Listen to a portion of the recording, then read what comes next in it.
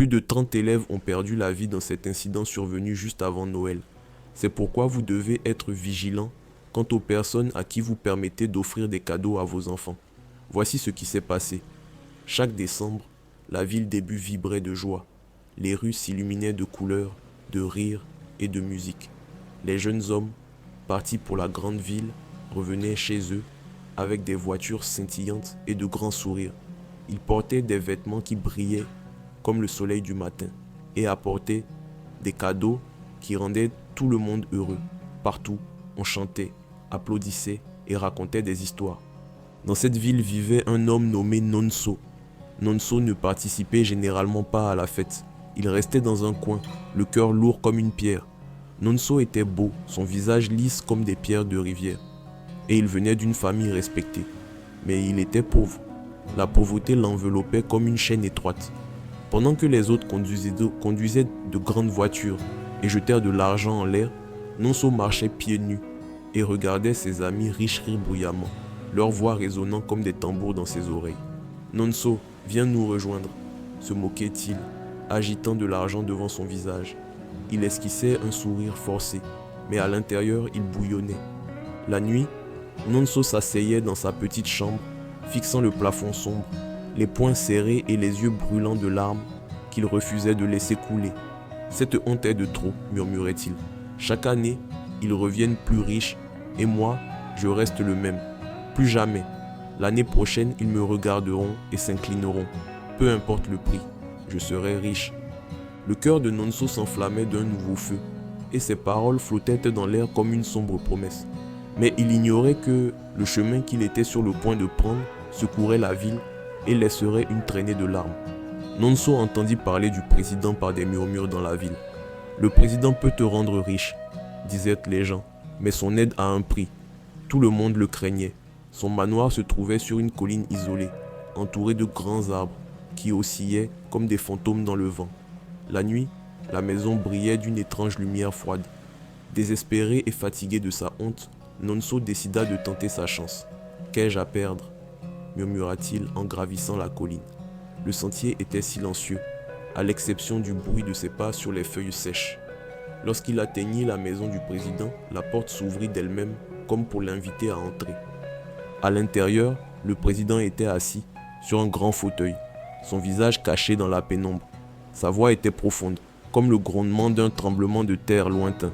« Que veux-tu » demanda le président, ses mots lents et tranchants. « Je veux être riche, légionnaire Odé, » dit Nonso, sa voix tremblante mais ferme. « Je ferai n'importe quoi. » Le président se pencha en avant, ses yeux brillants comme des braises ardentes. « N'importe quoi » répéta-t-il, son ton comme un couteau tranchant le cœur de Nonso. Nonso hocha la tête, bien que ses jambes soient faibles. Le président éclata de rire, un rire qui semblait ébranler les murs. « Il y a 3 chemins, dit-il en levant 3 doigts. Tu dois en choisir un. » Le souffle de Nonso se coupa dans sa gorge alors que le président commençait à expliquer. « Premièrement, dit le président, tu peux sacrifier ta mère, la femme qui t'a donné la vie. » Le cœur de Nonso s'arrêta. « Non, je ne peux pas, commença-t-il, mais le président leva la main pour le faire taire. « Deuxièmement, continua le président, tu peux abandonner ta virilité, ta force, ta fierté, disparue pour toujours. » L'estomac de Nonso se tordit. Il avait l'impression que le sol bougeait sous lui. « Ou, dit le président, sa voix devenant plus sombre, tu peux faire du mal à des enfants innocents. Leurs rires se transformeront en larmes, leur vie prise pour ton gain. » Les genoux de Nonso fléchirent, mais il ne tomba pas, son esprit tournait. Sacrifier sa mère, jamais. Perdre sa virilité, impossible. Mais faire du mal aux enfants. La pensée était terrible, mais sa cupidité murmurait plus fort que sa conscience. « Choisis, » dit le président, sa voix résonnant comme le tonnerre. Nonso rentra chez lui et ne dormit pas pendant des jours. Chaque option le hantait comme une ombre qui ne voulait pas partir. Le visage gentil de sa mère, la pensée de perdre sa virilité, les visages innocents des enfants. Tout cela tournoyait dans sa tête. Mais chaque fois qu'il pensait à rester pauvre, sa poitrine brûlait de colère et de honte. Enfin, Nonso retourna voir le président. Son choix était fait. « Je ferai du mal aux enfants, » dit-il, sa voix à peine audible. Le président sourit, ses dents aiguisées comme les bords de verre brisés. Il tendit à Nonso un petit sac noir rempli de poudre et d'herbes étranges. Mélange cela à de la nourriture, ordonna le président. Donne-le aux enfants. Leurs vies alimenteront ta fortune. Les mains de Nonso tremblèrent en prenant le sac. Que se passe-t-il ensuite demanda-t-il. Tu seras riche, répondit simplement le président, son sourire s'élargissant. Mais souviens-toi, cela doit être fait chaque décembre, à l'approche de Noël, car la richesse a un prix. Nonso serra le sac, le poids de son choix pesant sur sa poitrine comme une pierre lourde. En redescendant la colline, le vent semblait murmurer « Tu ne pourras jamais revenir en arrière ». Nonso attendit que Noël arrive et que la ville déborde de joie. Les enfants couraient dans les rues, leur rire doux comme des chants d'oiseaux, leurs visages rayonnants comme le soleil du matin. Mais pendant que tout le monde célébrait, Nonso était dans sa chambre, préparant la nourriture maudite. Il ouvrit pour la première fois le petit sac noir du président, ses mains tremblant. La poudre à l'intérieur semblait ordinaire, mais son odeur était âcre, comme quelque chose de brûlé.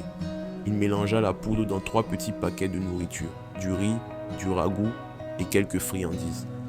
En scellant les paquets, son cœur battait comme un tambour.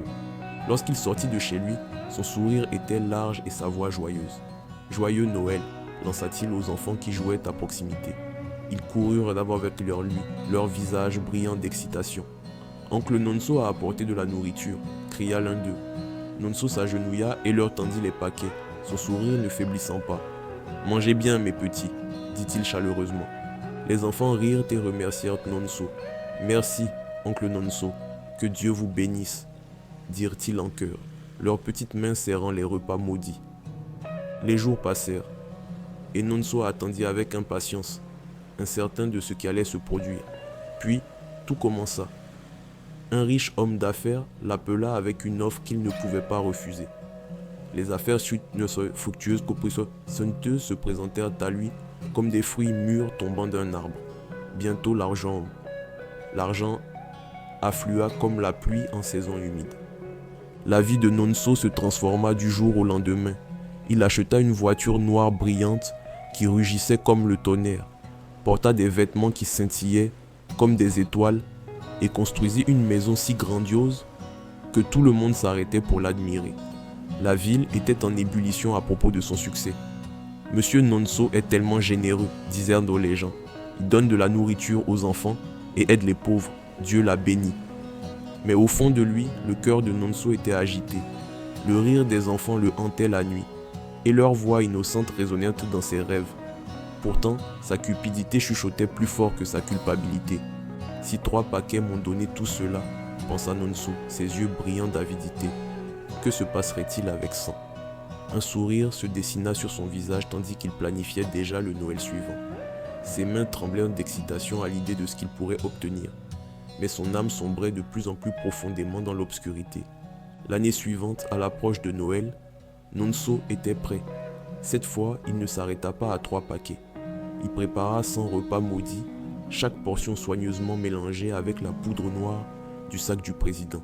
Ses mains travaillaient rapidement et son esprit bourdonnait de pensées avides. « Cette année, ma richesse doublera », murmura-t-il pour lui-même, ses yeux brillants comme ceux d'un chasseur dans l'obscurité.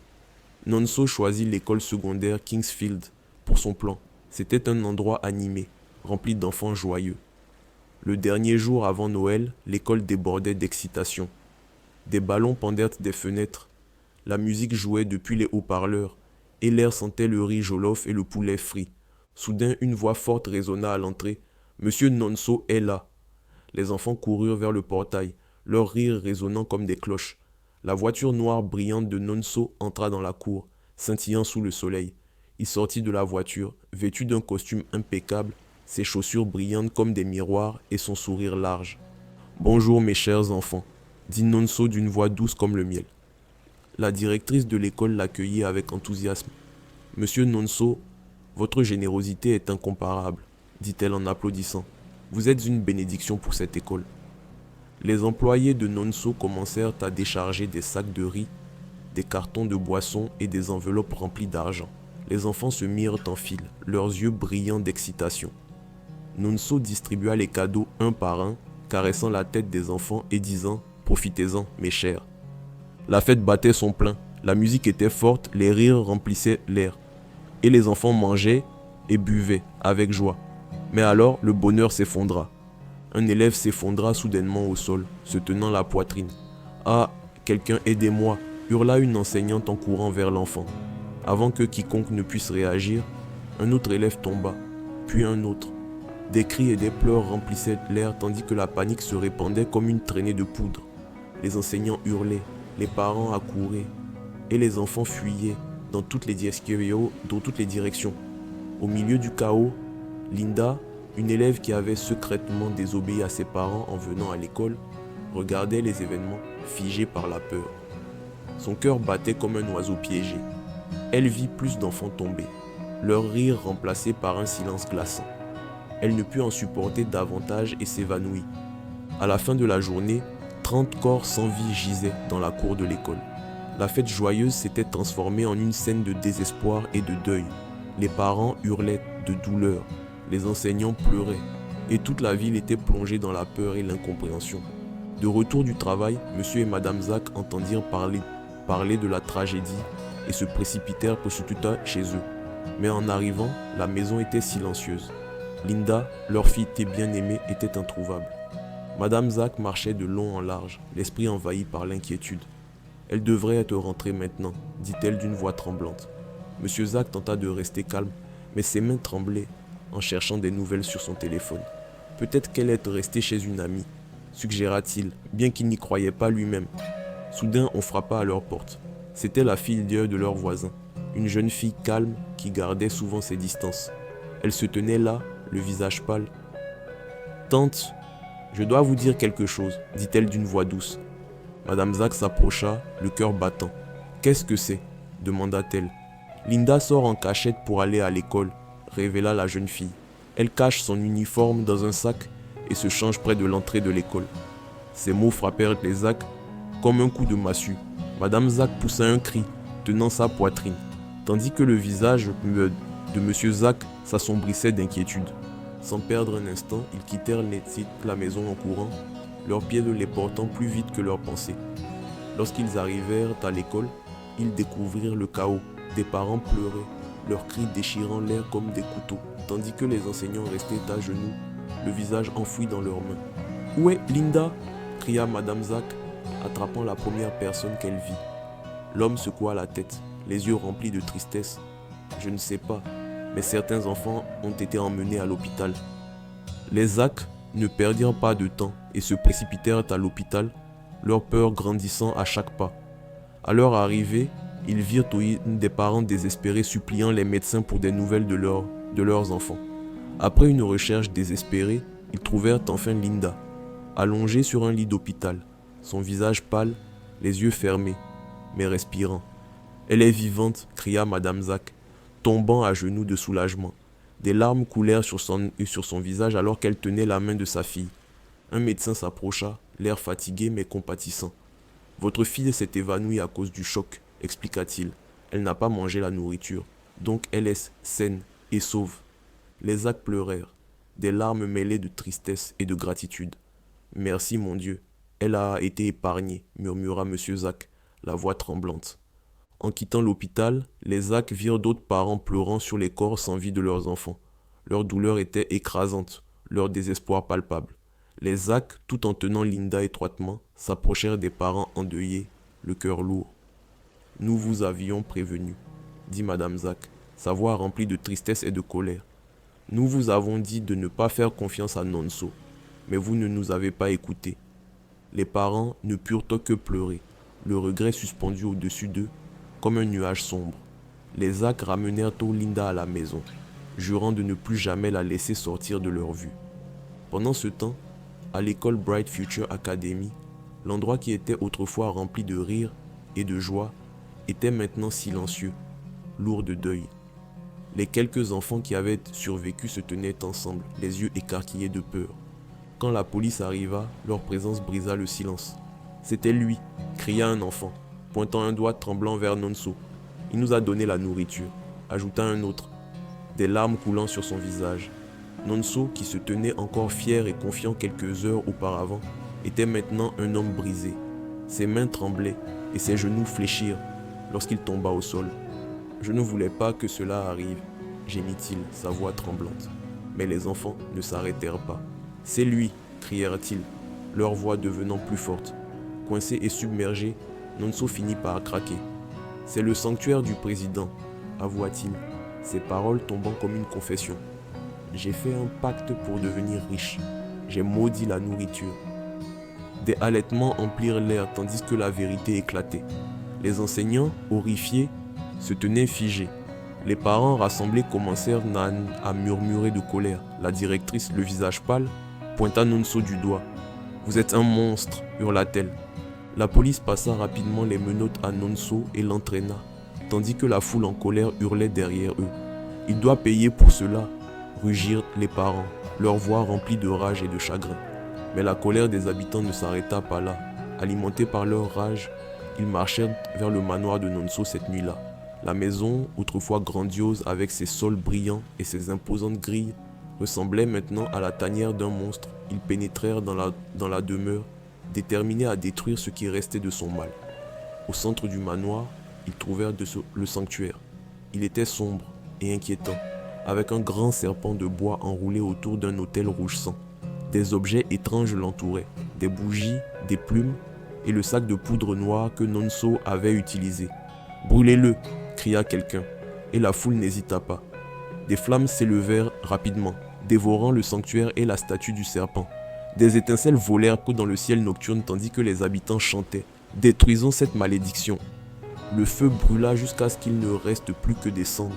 Cette nuit-là, les morts étranges cessèrent et l'ombre qui planait sur la ville commença à se dissiper. Nonso, maintenant prisonnier, fut condamné à la réclusion à perpétuité. Derrière les barreaux, il était seul, hanté par les visages des enfants qu'il avait trahis.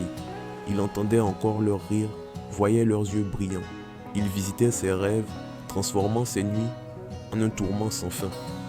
La ville, profondément marquée par cette tragédie, planta des arbres dans la cour de l'école pour honorer les enfants perdus.